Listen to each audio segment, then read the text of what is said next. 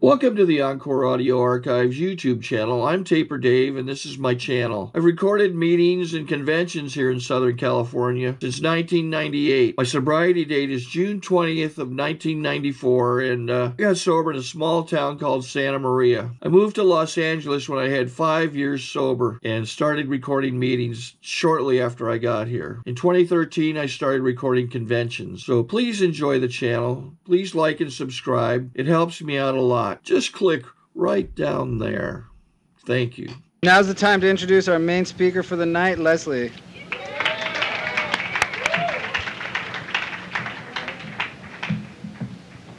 Hey everybody, my name is Leslie. I'm an alcoholic. I was so afraid I wouldn't be able to see over this podium. I'd just be a little sober floating head. I want to thank Rustum for asking me to speak. Rustum is the bravest man I know. He fearlessly walked into the log cabin at 10 o'clock on Sunday morning. For those of you who don't know, the log cabin at 10 o'clock on Sunday morning is a homo hoedown. There is not a straight person within a 10-mile radius. And if you think those queens on Queer Eye for the Straight Eye are judgmental, and he charmed us. I would just like to go on record and say that if he was gay, I'd have a ring on my finger. So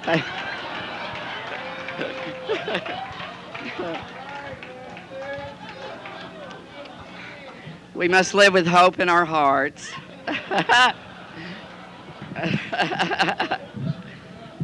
seriously doubt it's going to happen, but you know, through the fellowship that I found in the rooms of Alcoholics Anonymous, which replaced the fellowship of the Spotlight Lounge, through rigorously working the 12 steps to the best of my ability, and for all our new friends, please perk up at this, applying these steps in my life on a daily basis when problems arise, because I don't believe that we just work the steps, I believe we live the steps. When I walked into the program of Alcoholics Anonymous, I had lost my faith, I had lost my belief system, and most importantly, I had lost a code in which to live my life by, and that's pretty tragic. So through the fellowship that I found in the rooms of Alcoholics Anonymous, which replaced the fellowship of the bars, through rigorously working the 12 steps to the best of my ability, and through, on a daily basis, applying these steps, as I said, in my life when problems arise, and also on a daily basis seeking a power greater than myself, seeking being the operative word for this alcoholic. And I think that'll probably be the thrust of my talk, because that's been my biggest struggle. But through doing those three things, I haven't had a drink, I haven't shot any crystal methamphetamine, which was a huge part of my story. Shot dope, everything. I've done anything since October 20th, 1997, and for that I am profoundly grateful. I did not grow up in an alcoholic home. I grew up in a Baptist home, which I'm not sure which is worse. I grew up in the hills of Tennessee, and when I was a little boy, my mother would always say to me, "Leslie Allen, why are you so fascinated with the underbelly of life?" I grew up in a very suburban area. I grew up in a really safe household, and I didn't want to play with the kids in my neighborhood. I wanted to go down to Line Street, where the Tashinsky boys were.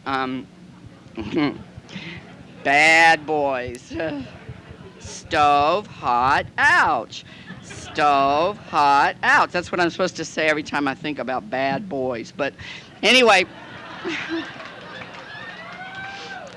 My accountant used to say you can always tell when Leslie's working there's not a boy on the boulevard doesn't have on brand new tennis shoes. That's a big part of my story. But anyway, I would go down with the Tashinsky boys because they wore their hair in this is like the late 50s, early 60s, and they wore their hair in what was called a duck's ass. And they had on black motorcycle jackets. This is before hippies. It's like they were hoodlums. And they wore really tight jeans and these black Italian high-heeled boots called roach killers. And I was so fascinated. I asked my mother, could I get a pair for Christmas? She said, not in this lifetime. But the Tashinsky boys, my mother would say to me, I don't want you running with them. They're nothing but trash. And their mother, Leslie, is in prison for selling marijuana. Well, I thought that was the most glamorous thing I had ever heard in my life. And I would look at my mom, who closely resembled Betty Crocker, and I would secretly wish that she would go berserk and do something really outrageous and end up in the Hooskow. This is skewed thinking for a child. There was also this other little girl in my neighborhood that my mother didn't want me to run with because she was trailer trash, which is like one step below white trash. But I was just fascinated with this girl, and there was this other kid in our neighborhood whose dad was a doctor, and he wasn't quite right. He was a rich kid, but he would chase us with hypodermic needles, and it thrilled me. Here he comes! I just loved it. You're not going to chase us with hypodermic needles, are you? But my little friend, we were about 7 or 8 years old, and he was about 14, this kid. So my friend said, if I pull up my dress and I pull down my panties and I let him look at my bottom, he gives me a quarter. And I just thought, I was fascinated. I didn't know. I thought, well, why does he want to look at your bottom? But every time the ice cream man would come, I would say, go over there and get a quarter. But then I figured out, I went up to him and I said, listen, if I show you my bottom, will you give me a quarter? And he thought about it and he said, yeah, okay. And I said, well, I want the quarter first. Now that's the mark of a true whore, right there. So there I was pimping with a little whoring on the side. I was a little shy my 8th birthday, so I think you get the picture. You add alcohol and drugs to the mix. I was just scandalous, I wasn't raised to be a liar. I wasn't raised to be a cheat. I wasn't raised to be sexually promiscuous. I wasn't raised to be sexually perverted. That's where my disease took me. I grew up, and I was a very precocious, outgoing kid, but I had this secret, And my dad was a lieutenant colonel in the Army, and I was not exactly the son he envisioned. My poor daddy would come home with all his Army buddies, and his firstborn son would be go-go dancing on the coffee table. Long before MTV, there was this show called Hullabaloo, and they had these go-go dancers, and that was sort of what I wanted to be when I grew up. So I would push all the furniture back. And my dad used to call me son as if he was in deep pain. He would just say, oh, son.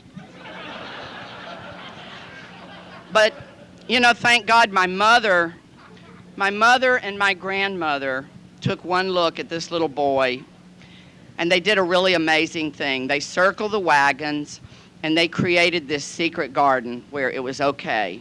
It was okay for little boys to play with dolls. It was okay for little boys to read Nancy Drew instead of the Hardy Boys. It was okay for little boys to make pot holders. I was real artistic. And it was okay for this little boy to do whatever this little boy wanted to do. But shh, shh, shh, shh. We don't tell Daddy. And so I feel like I sort of fell out of the womb ashamed. And I feel like I fell out of the womb afraid. And it wasn't until I walked into the rooms of Alcoholics Anonymous at 42 years of age, I realized that every decision I have ever made in my life was either shame or fear-based. Now, please, newcomer, don't think that I'm in any way insinuating that I abused drugs and alcohol because I was this little fag who grew up in the hills of Tennessee with a dad who was a lieutenant colonel in the Army. See, all my life I thought if I could find people like me, I would be okay. Well, I end up in West Hollywood. There's queers hanging from the trees. And I think the loneliest I have ever been was sitting, at the Gold Coast, 12 noon, on a Tuesday, coming off a 6-day tweak, having a few drinks, I remember once I had been up so long on speed that I went into the bathroom and I came out and there were these two really evil queens standing up against the bar there. And one of them goes, oh, look, here she comes. the drug-crazed sex dwarf.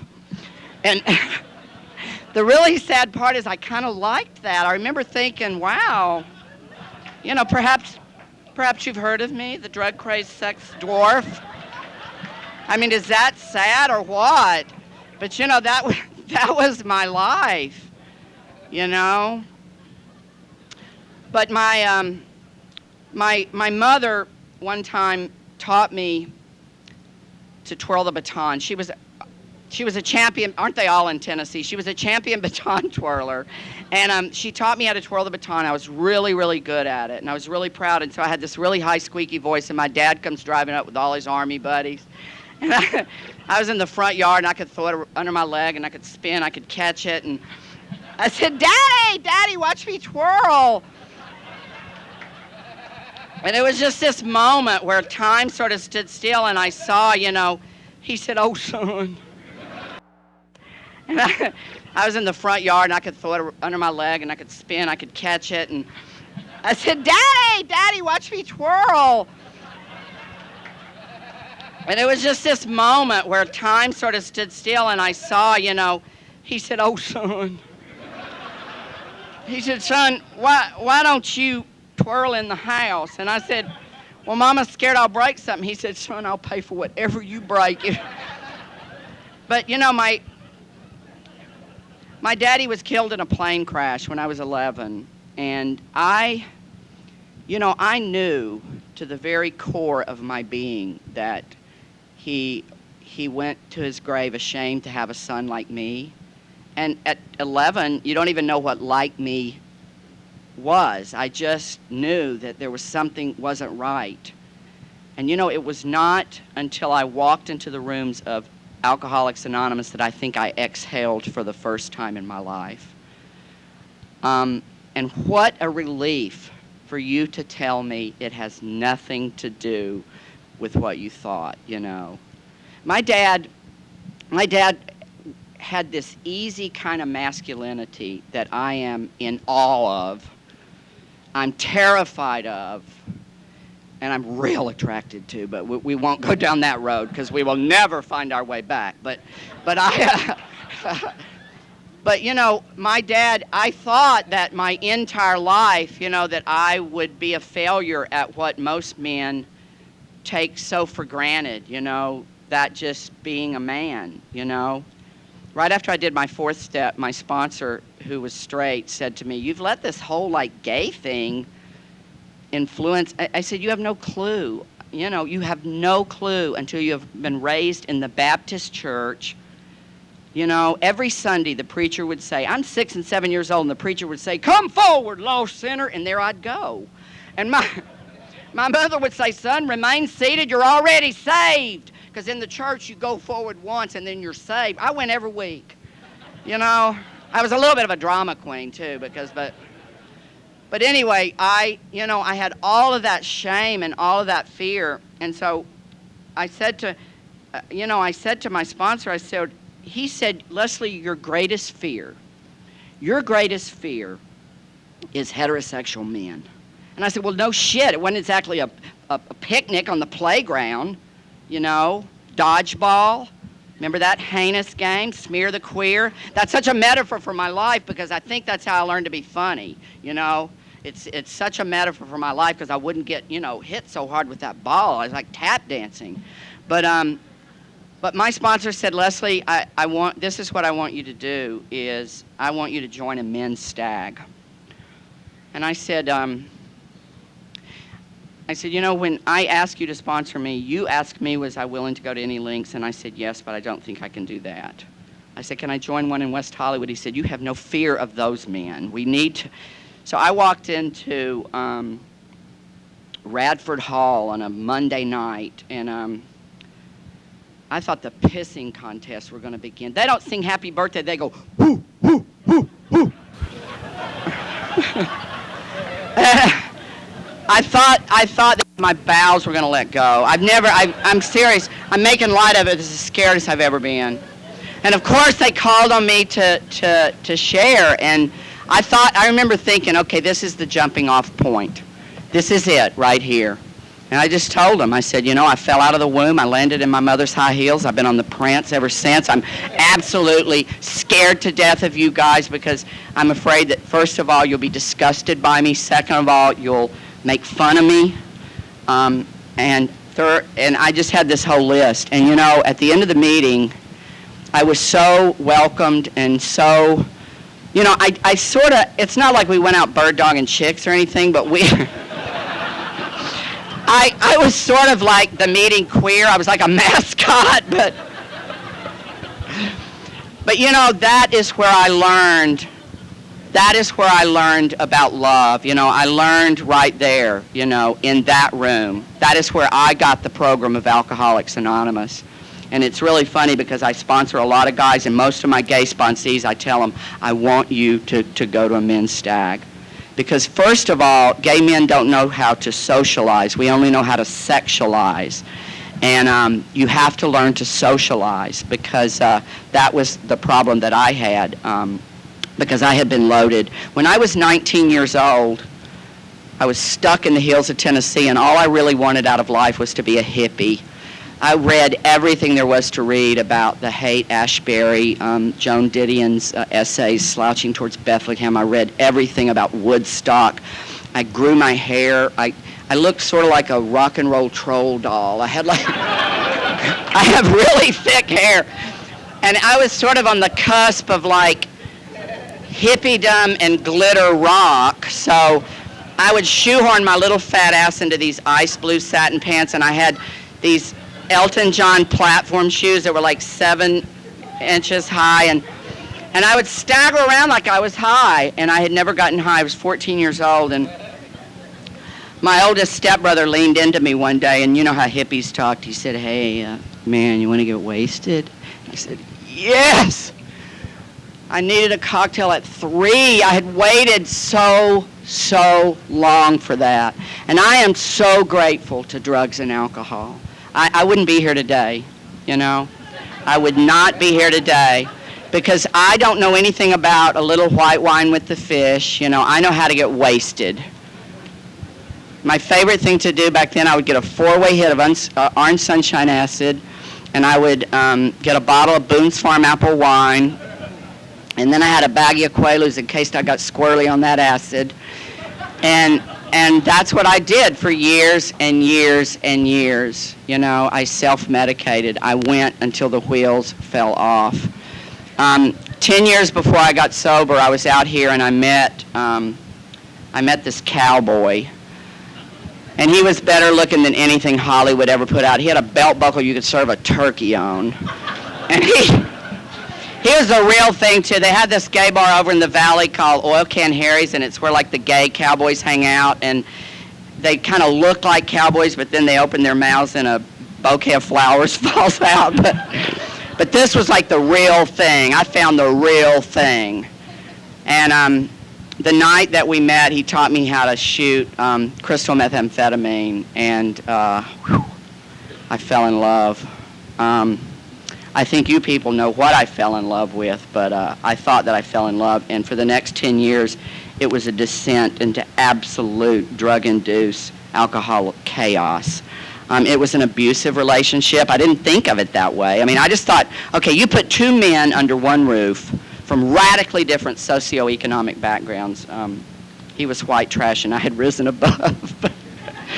But it's going to come to blows, you know, but I just got tired of getting smacked. Now, I can't punch. I'm like too much, but boy, I can bitch slap.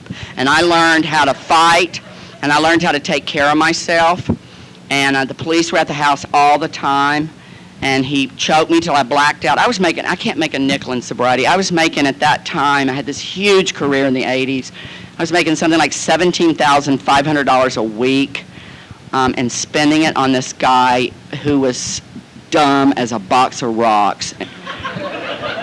He was so dumb.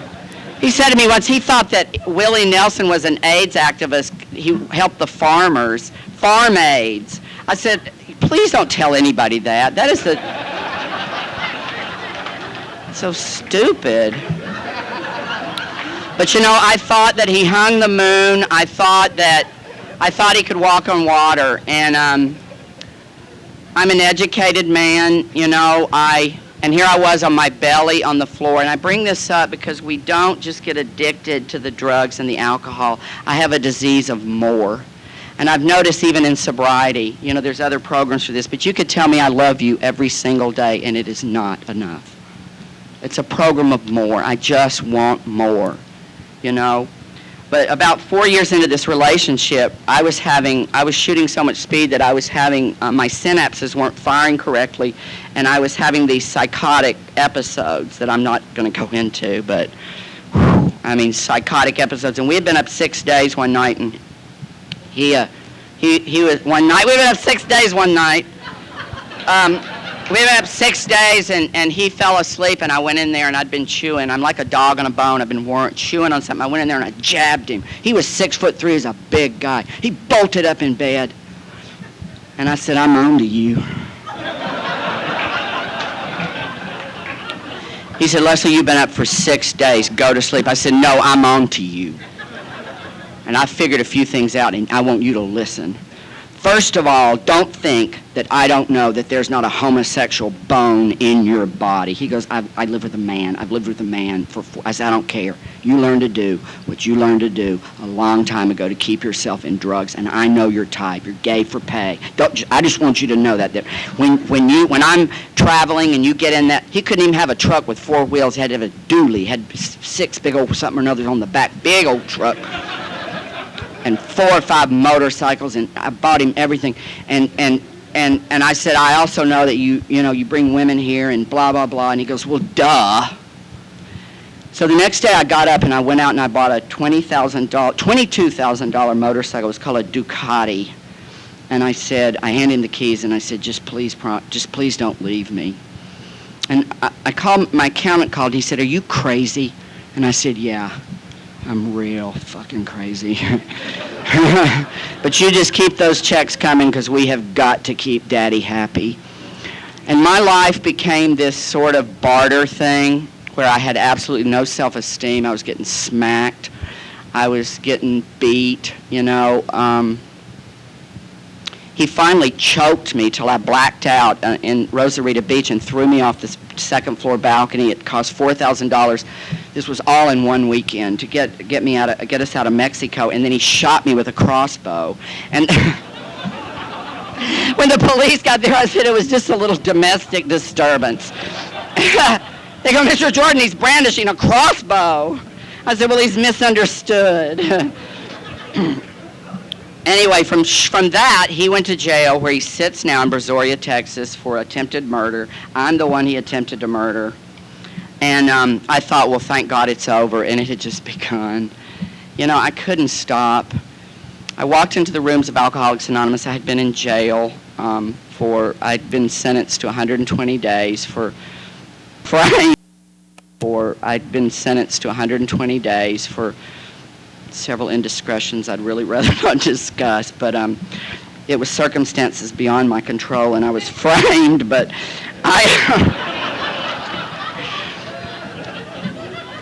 I had, you know, and I walked into the rooms of Alcoholics Anonymous, and it was a straight meeting at Moore Park, and it was a rainy day, and I had on my armor. I love when newcomers come in, and they got their black motorcycle jackets and their sunglasses, and then they just sort of shed that, you know, as they get sober, and let us see the me that no one has ever seen. And so I had on this fishing hat and this raincoat and these boots, and I sat on the front row, and I had no problem saying, you know, I was beat.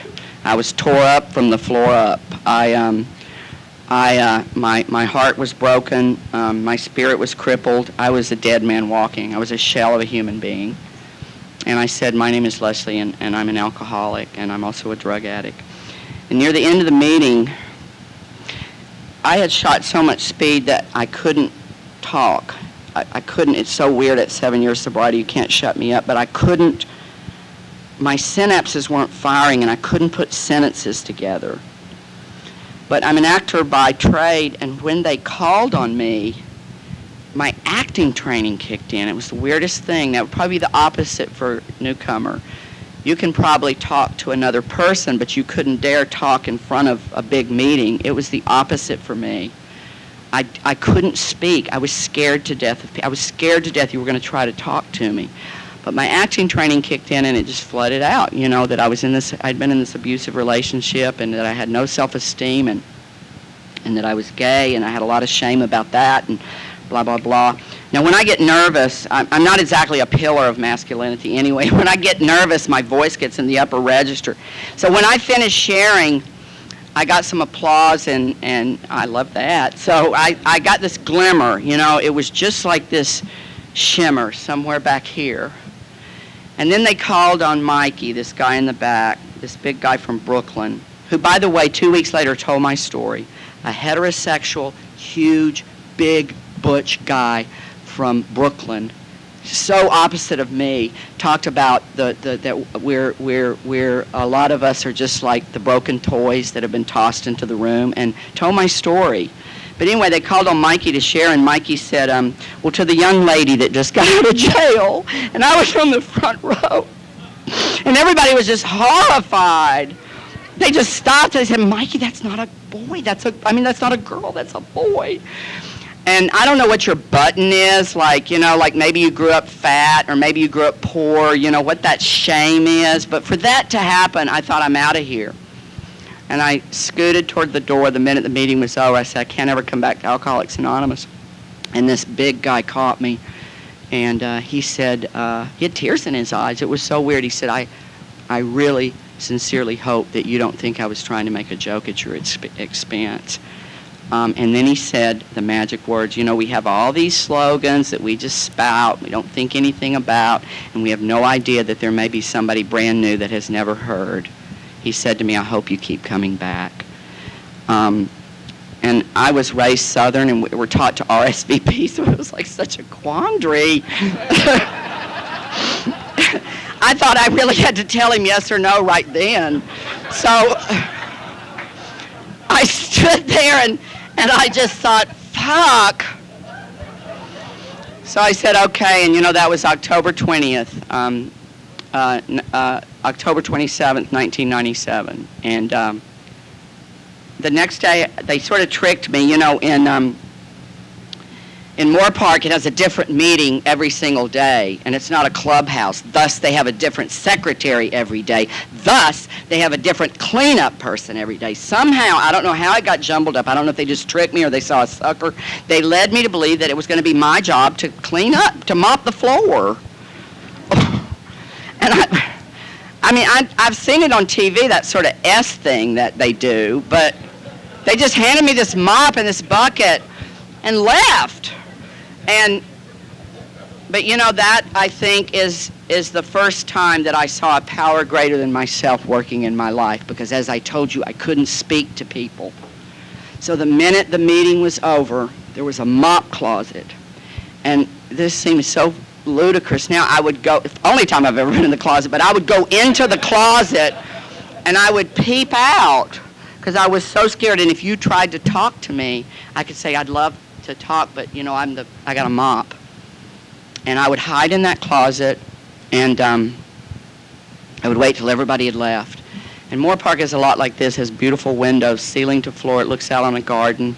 I'd start right here, put the mop in the water, and I would mop that S thing all the way to that thing. And you know, that's the best I could do. That is the best that I could do. I mopped my way to sobriety. At 6 months, you see, newcomer, the way in which we get our self-esteem back is we do esteemable acts. And you don't have to be Mother Teresa. It can be something as simple as taking pride in making your bed, which my sponsor would call me and say, have you made your bed? And I said, mainly so you won't get back in it. That's what he told me. But I made my bed, you know. But I would mop at 6 months of sobriety. The ladies that run that church came up to me and they said, you know, we've been having AA meetings here for many, many, many years. And young man, we have never had anyone keep this room. I sort of fagged the place up. I got curtains and I would, there was mirrors, and I knew on Tuesday that they had dance class in there, and so I would clean the mirrors, and it was my room. okay? It was my room. That was my seat because, see, I'm the cleanup guy, and that's my seat. At 6 months, they said, we've never had anyone, and I went into the men's restroom, and I shut the door, and I sat on the toilet, and I sobbed. I've had a huge life. In the 1980s, I stepped off a bus in 82 from the hills of Tennessee, and I had all these dreams, and every one of them came true. 6-figure salary, TV series, huge feature films. I had everything, and I was more proud of that room than anything that I've ever done. At a year, they gave me a mop with a big bow on it for my... And at 5 years, I went back. I lost that, whatever it is, that what we have, I lost it briefly. But I knew what I had to do, and I went back, and I took the cleanup commitment.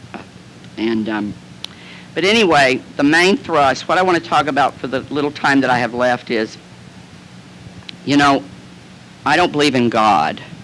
At least I don't believe in the God that I was raised to believe in, in the Baptist church, that at the very end, Gabriel's going to blow the golden horn and the pearly gates are going to open and this thing called the rapture. We're going to all float and be greeted and the book of life. It just doesn't make sense to me. And I'd like, if that is your religion, I'll tell you one thing this program has taught me is I am down with anybody's path. My mother, my sweet Southern Baptist mother, I went home for Christmas for the first time in 20 years. And my mother said, would you go to church with me? And I said, sure. And I went. I went to that heinous Baptist church that I drank and I used over for years and years and years. And you know what? I garnered what I could. I put the rest under the pew, and I went on about my business. I've searched and searched, but I went out and I've chanted for a long time, that whole Nam Myoho Renge Kyo thing, and I would ask them, what am I chanting for? And they would say, well, for whatever brings you happiness, And so for a full year I chanted, Nam Myoho Renge Kyo, get my ass on the Letterman show. But it has been such a search for this God of my understanding. I used to share about it so much, and about my second year of sobriety, that I love the old broads of AA, I tell you one thing. Most of you in this room, because you're drug addicts and alcoholics, we learned a long time ago to be charming. And I can charm my way out of just about anything, and I could not charm, Hell, honey, I spilt more than you drank. Sit down there and shut up. I couldn't charm these ladies. We learned a long time ago to be charming. And I can charm my way out of just about anything, and I could not charm, Hell, honey, I spilt more than you drank. Sit down there and shut up. I couldn't charm these ladies. And this one, Miss Jane Gray, came up to me and she said, honey, I want you to do something for me with this God thing. Because they had taken me to the ocean and tried to stop the waves. I read We Agnostics. I did everything. I just kept saying, I do not believe in a supreme being. So Miss Jane Gray said, honey, I want you to do me a favor. I want you to take a bar of soap, and on your bathroom mirror, I want you to write H-E-L-P. His ever-loving presence. And then I want you to just vocally put it out there. Help. And then I said, but Miss Gray, you see, the problem is I don't know who I'm... She said, shh. You also need to shut up, honey, because I'm telling you something to do. As you go through your day and you lose your step, I want you to find a quiet place, and I want you to breathe in cool air. Breathe out warm air. That's life, baby. And I want you to say help. At the end of the day, I want you to take a washcloth, wash it off. I want you to write thank you. Your life will get better. And you know what it did? The beautiful part about the program of Alcoholics Anonymous is that our concept of this power greater than ourselves can change and grow as we change and grow. That worked for me for a really long time, and then it didn't work for a while. And I started seeking again. See, that's the best I do. I seek. My heart's open today. But my dear friend that's in the program said, you know what, Leslie, it wouldn't hurt for you to go to church with me. We were in Fort Worth, Texas. I said, I'd rather get beat with a stick. Wayne, I grew up in the church. I was spoon-fed the Bible.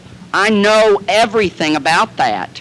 And when I read that verse in Leviticus about if a man lies with a man, Houston, we have a problem.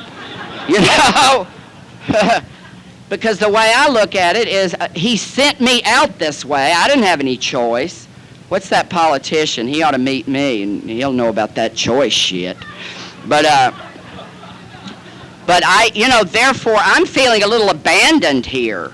You know, that Dr. Laura Schlesinger says this is an outside issue, but she says we're genetic mistakes. Well, hello, there's 3.9 million of us in the United States alone. I mean, I choose to believe in a God or seek a God that has a little bit better quality control. Oops, I made a mistake. 3.9 million times, that's a pretty dizzy God. What an idiot. I bet when she farts, only dogs can hear it.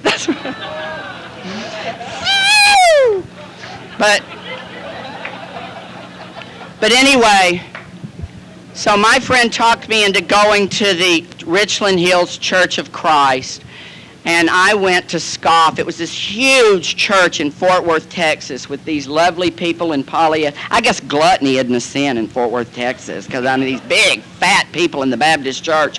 But in their little polyester, and I went to scoff, you know. Well, in the Church of Christ is this really bizarre religion which does not allow any musical instruments. Make a joyful noise unto the Lord, but it does not say with a piano or an organ. So the choir comes out and they start singing in 4-part harmony a cappella. It was the most beautiful thing I'd ever heard in my life. And then the preacher started. And it was the same stuff I had heard all my life. Come forward, lost sinner. You know, you're going to burn in eternal hellfire if you don't come forward. And I just sat there, but I looked around and the most cathartic thing happened. I looked at those thousands of people sitting there, and it hit me. I thought, my God, they believe. I mean, with this childlike faith, they believe. Who am I to scoff when on a daily basis what I would give to be able to every Sunday morning go to the Richland Hills Church of Christ and just believe? You know, and then I started thinking, well, maybe that's it. Maybe it's just about faith. I mean, nobody's going to ever really prove there's a God. I have friends that say, no, honey, I know there's a God. No, you don't. You have faith. No, I feel him, I hear him. No, the minute you lose your faith, you won't feel him or hear him. It's faith. So I started thinking, I started chewing on that, and I thought, well, what if I went my whole life and I didn't believe? And in the end, Gabriel blew that golden horn, and that gate opened, well, I'd be just fucked. So I started thinking, well, what if I just, like they teach us in these rooms, but you hear it when you hear it, what if I just believe? What if I just act as if? What if I just get on my knees every morning and spout that third step prayer? Because, see, that's when it started making sense to me, is when you taught me how to pray. When you said to me, do not pray for specifics. The third step prayer is the perfect prayer. I offer myself to thee to do with me as thou wilt. And then I heard a guy from the podium say it. The perfect prayer. I offer myself to thee to do with me as thou wilt. And then I heard a guy from the podium say it so simple. Old Hector. He said, my God does not do for me or to me. He only shines through me. And I started thinking, oh, I'd shoot on that. I'd call him every day. And I'd say, okay, if your God doesn't do for you, then can your God cure cancer? Can your God stop children from being molested? Can your God stop people from flying airplanes into buildings and blowing them up because they have a different God? He goes, no. No. I said, okay, if your God doesn't do for you, then he also can't do to you, so that means he can't throw you in the lake of fire, right? No. He helped me get rid of the notion of sin. I was such a sinner. Oh, just an old debauchee, just an old sodomite, just dirty knees, I was just filthy. And you know, you're raised that way, you know, so you revel in that. You know, I'd sit up there at the Spotlight Lounge like some old Truman Capote-esque kind of, these poor young men who'd just gotten out of Soul Dad, and they'd do anything for a $40 rock for cocaine, and there I sat with a cocktail and a checkbook. And I was a dirty old sinner, but you know, Hector helped me get rid of all that. And then Hector said, and how many times have you heard in your life that God is love? But I started thinking, God is love. You know, you've asked me to believe in a power greater than myself. Okay, I see the power of love in these rooms. I see that. You know, that is something that I can believe in. So I began working with that, you know. So what do I seek, you know? I seek a God that loves me unconditionally. I seek a God who looks down with fatherly pride upon his handiwork and he rejoices that I turned out the way that I did. You know, that's what I seek. Will I find him? I don't know, but let me tell you something. The weirdest thing, it's in the seeking that I have found my faith. It's in the seeking that I have found a code in which to live my life by, wherever they are, the 12 steps. It's in the seeking that I have a belief system today. And you know what?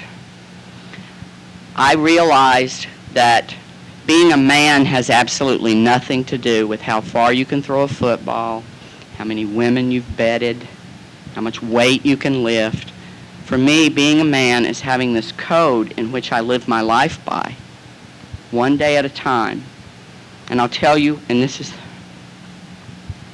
the biggest gift that I've gotten from the program of Alcoholics Anonymous. My daddy was a good man. My daddy was a redneck from the hills of Tennessee. He was a man's man. He was doing the best that he could with the light that he had to see with. And he was petrified that he had a son who was twirling a baton. He was petrified.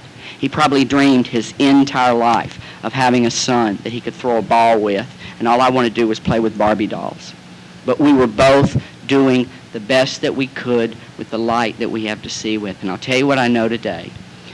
If my dad, the lieutenant colonel, was sitting right there on the front row of this meeting, I know without a shadow of a doubt that he would not only not be ashamed, I think that he would be very proud of the sober man that I have become. Thank you.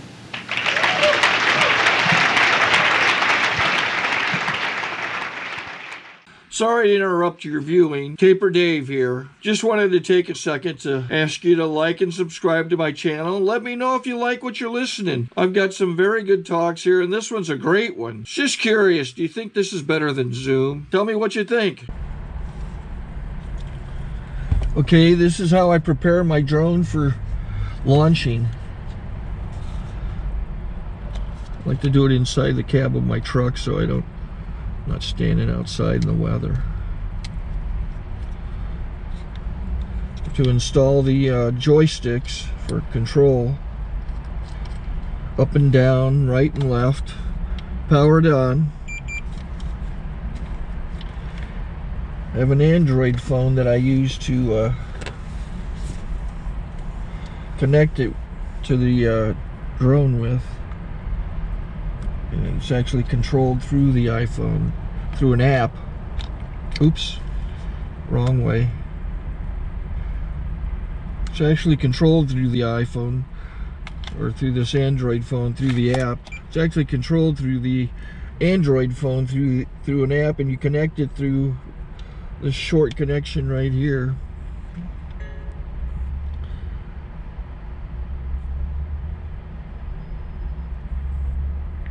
Remote control connected. Remote control's connected. So I pull out the drone. I have to extend the legs. Long legs extended first, then the short legs. Remove the gimbal protector. Set that aside, then power it on one short burst, then one long burst. I lay it down. So I have to go to calibrate. So the drone's not connected yet. Shows you here as this drone gets disconnected, even though the remote's powered on. So the drone has to establish it's connected. So I go into the app to calibration mode. First I'll calibrate the remote controller. Start calibration. Out, in, oop, out, in, up, down, and then this little wheel is to control the gimbal. So it's calibrated. Go to gimbal calibration, start calibration, and then it calibrates the gimbal. I don't know if that shows up. The gimbal's moving all over the place. Changes, you can see it on the video. And I'm calibrated to take off. It's acquired 7 satellites at the moment. There are 26 satellites up in the sky, which it has to acquire before you can take off. So it's connected. It's got enough satellites. This is white. I can go to press this little arrow button, swipe right to take off, and it would start the motors if I slid this to the right. But I'll wait till I get outside. Don't want to do it inside.